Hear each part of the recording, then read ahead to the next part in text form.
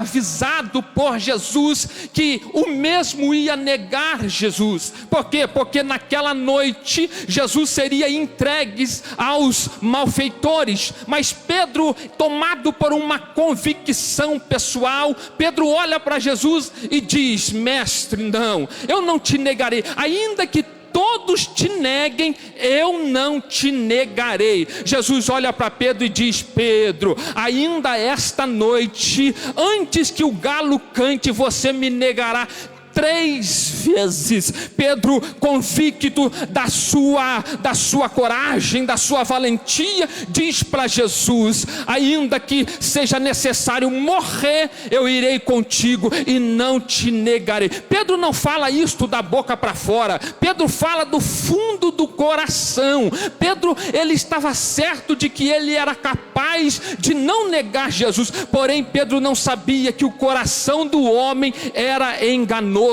Pedro era valente, corajoso junto de Jesus, mas quando Jesus fosse se ausentar ou se ausentasse, aí sim Pedro revelaria a sua verdadeira fragilidade. Mas lá estava Pedro, e diz a Bíblia que depois de tudo isto, da ceia, de Jesus ter celebrado, Jesus segue para o Getsêmani, e no Getsêmani Jesus deixa os seus discípulos à parte, chama Pedro, Tiago e João, e diz a Bíblia que ele vai um pouco mais adiante, e olhando para Pedro, Tiago e João, Jesus diz: olha, fiquem aqui, me ajudem em oração, porque a minha alma está angustiada até a morte. E Jesus vai um pouco mais adiante só, agora sozinho, e diz a Bíblia que ele se prostra e ele começa a orar. A Bíblia diz que a agonia era tanta angústia, que o suor de Jesus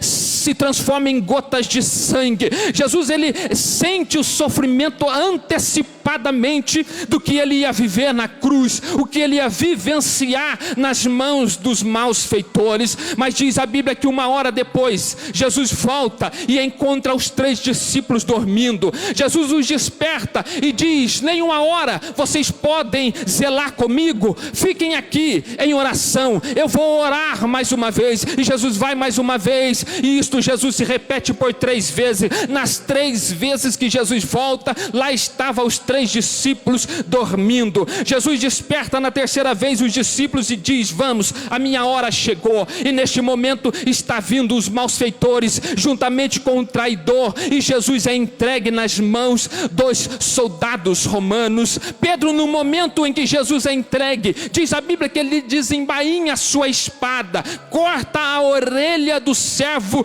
do sumo sacerdote Malco. Jesus ainda faz o seu último milagre antes de ser morto. Diz a Bíblia que ele pega a orelha e restaura a orelha do servo de Malco. Pedro demonstra a sua coragem, demonstra a sua valentia no momento em que ele ataca o servo do sumo sacerdote. Por quê? Porque Jesus estava próximo, mas Jesus agora está sendo levado. Jesus é preso, e lá ficam os discípulos, e a Bíblia diz que um por um começa a se dispersar. Pedro também vai se dispersando, mas Pedro, ele segue Jesus, mas segue de longe. Diz a Bíblia que ele vai para o pátio do sumo sacerdote, e no pátio do sumo sacerdote ele é reconhecido por uma das servas, e ela olha para Pedro e diz: tu não és um deles? Tu fala como eles? E Pedro diz: não, não sou um deles. Ele nega Jesus pela 1ª vez, Pedro nega Jesus pela 2ª vez, e Pedro nega Jesus pela 3ª vez,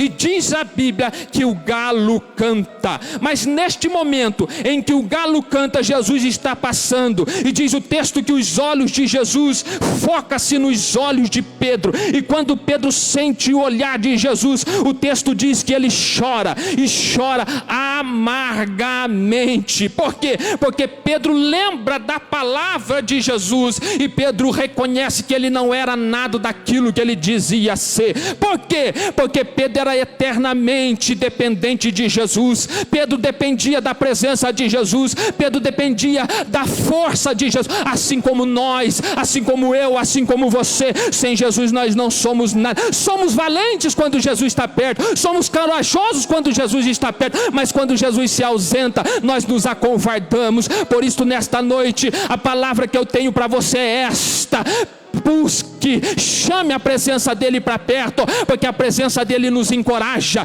nos dá força, nos dá valentia. Nós somos o que